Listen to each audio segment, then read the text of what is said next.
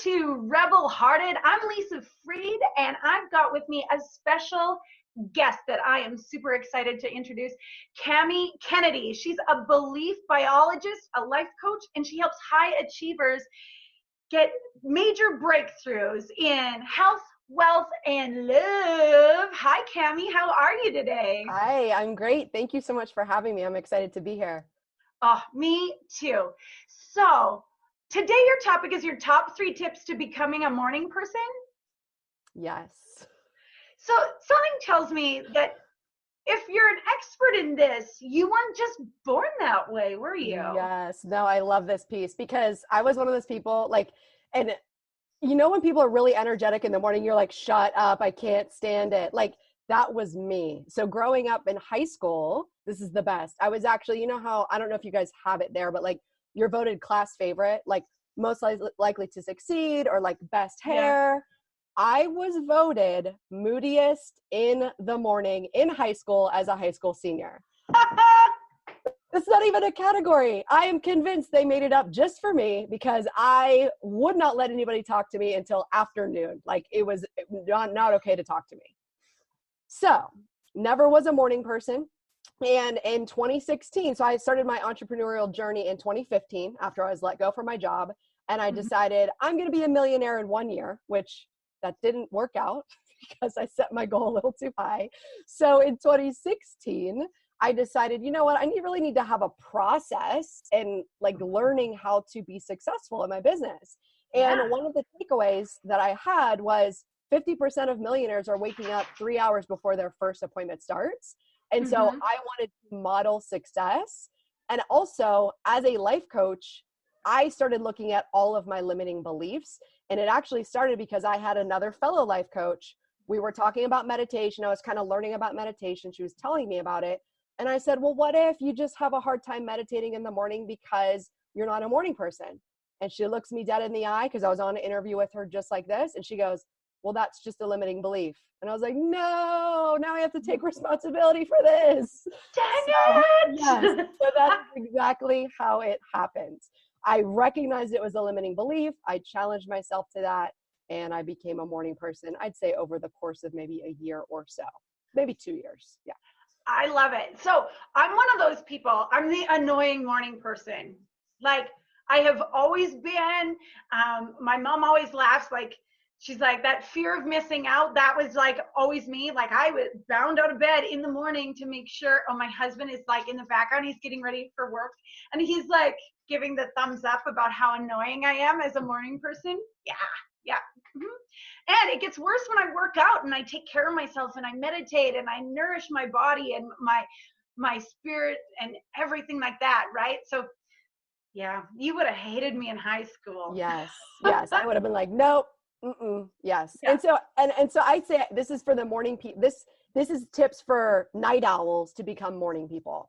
Because I agree with you. I have a degree in biology. So I know that like our biology wires us a certain way. Some people just wake up at the crack of dawn, like, oh, it's glorious. I hear the birds chirping. Life is good. And some people like roll out of bed like a grizzly bear and like just have a hard time getting going. So I don't want our biology to limit us. And that's why I'm really into epigenetics. And like our biology doesn't have to control us, right? We can be naturally gifted as a night owl because I agree, like a lot of times creative people are night owls. And so they're creative at night. So I still allow myself like on weekends to like stay up late, like get creative, like do art and stuff.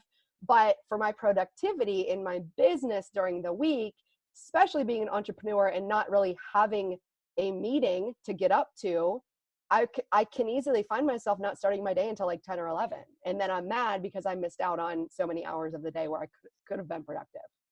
Yeah, I'm so excited for this to go live. Like I have clients that they're just like, how do I shift gears? And I'm like, well, I can give you information. Yeah.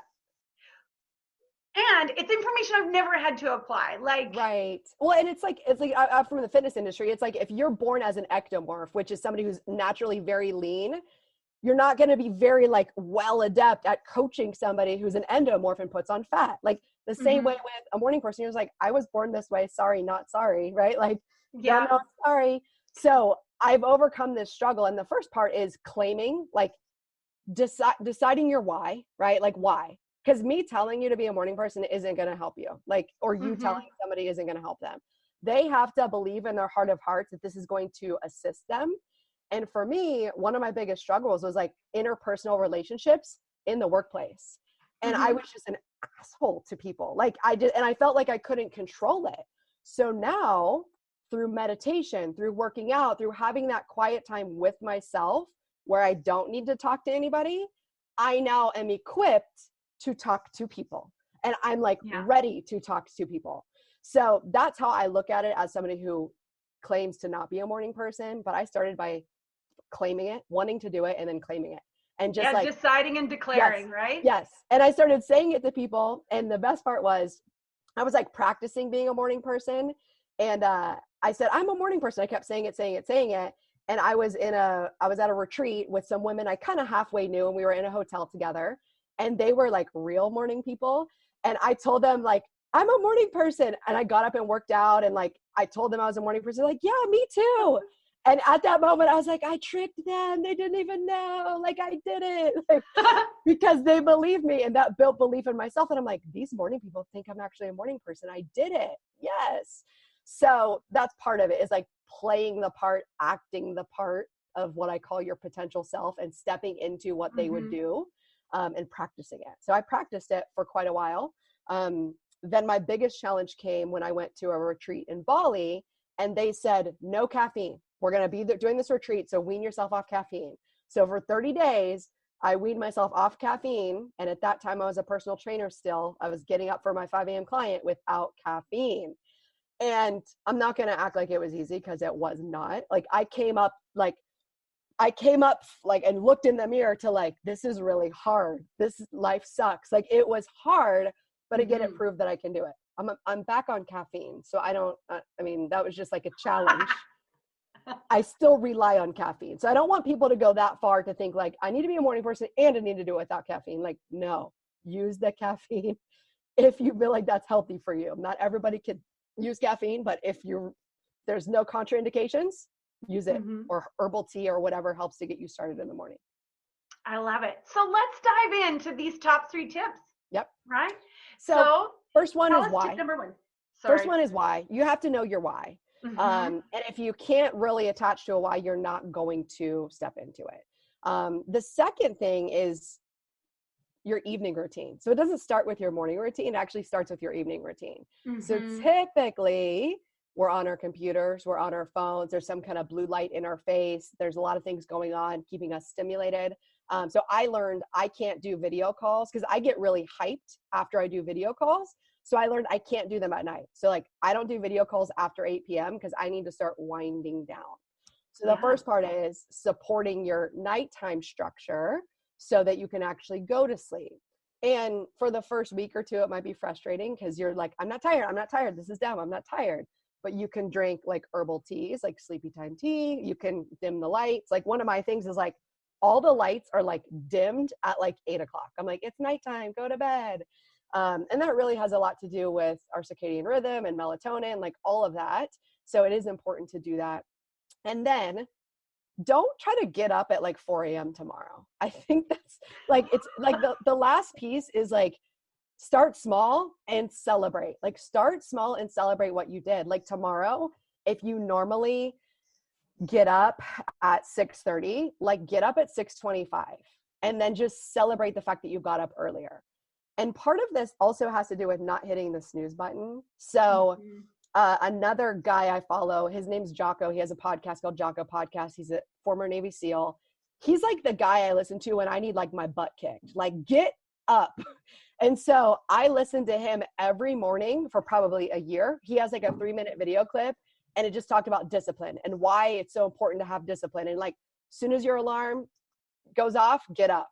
And I set 3 alarms, 2 of which were across the room from me that I had to physically get up and turn off, like the loud kind, and my phone alarm. And I committed, once I'm up, I made my bed. Like there's no getting back in the bed. So that single act in itself made me feel successful and proud of myself. I think as high achievers, like I work with high achievers, I know you do too. You know, we work with people who want to do good in the world and set a high standard for themselves. We tend to set goals like I did, like I'm going to be a millionaire in a year. And then we're like mad at ourselves because we didn't do it. So don't try to go from waking up at like 6:30 to like, I'm going to wake up at 4 a.m. tomorrow. Like incrementally take it up over time.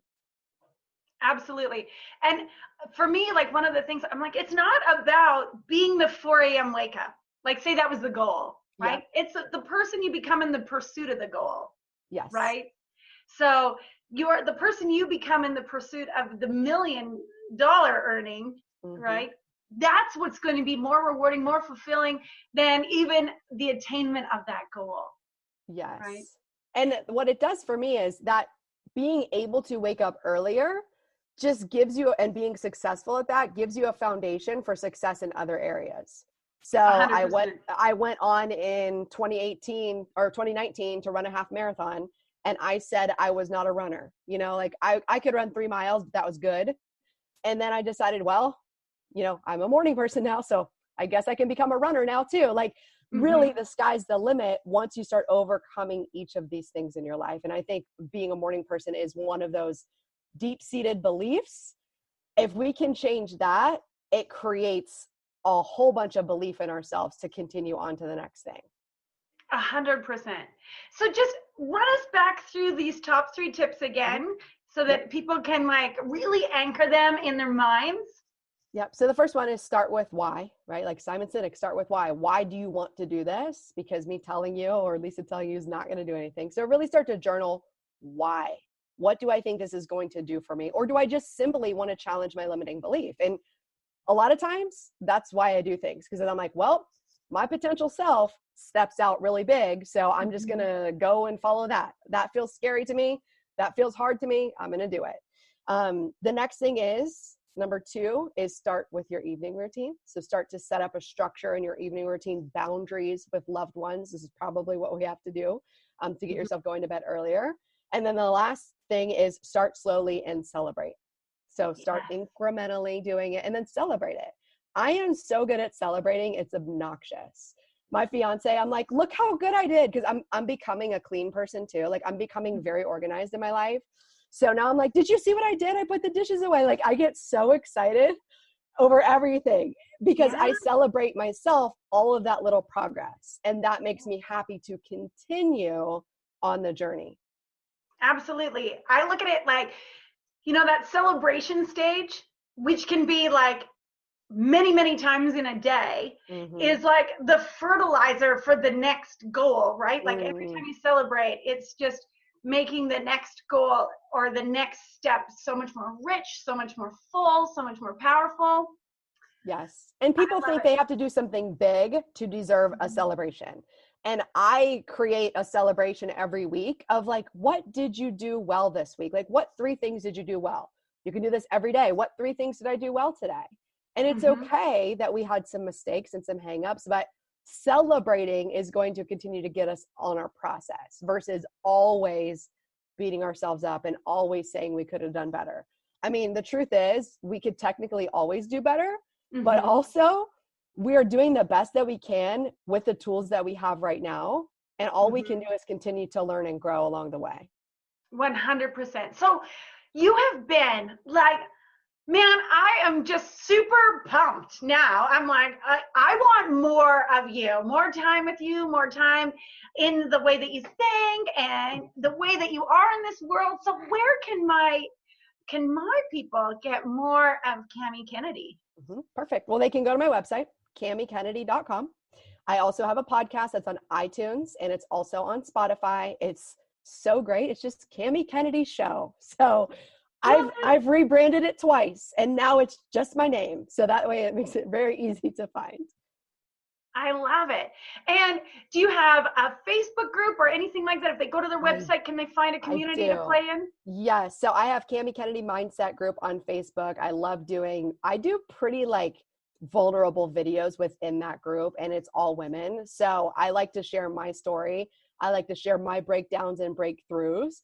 because I think as a coach, sometimes people will put us on a pedestal and be like, oh, you're perfect, or you know everything. I'm like, no, I don't, because as soon as I do a video to teach you something, I have a breakdown at home, and then I have an opportunity to learn how to work through that communication. So I share all of those things in that group.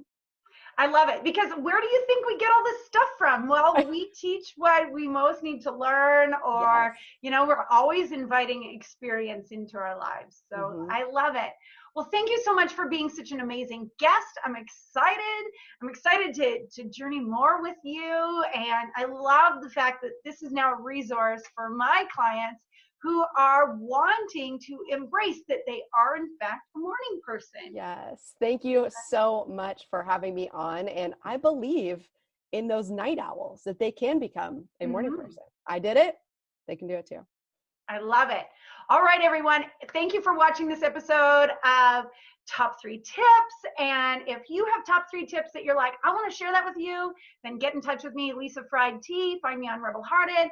And if you're like, oh, I want to know more about a certain topic, also, let's carry on this conversation. Go to facebook.com/groups/Rebel Hearted, and we can carry this on. Thanks again, Camy, and everyone have a day as beautiful as you. Bye for now.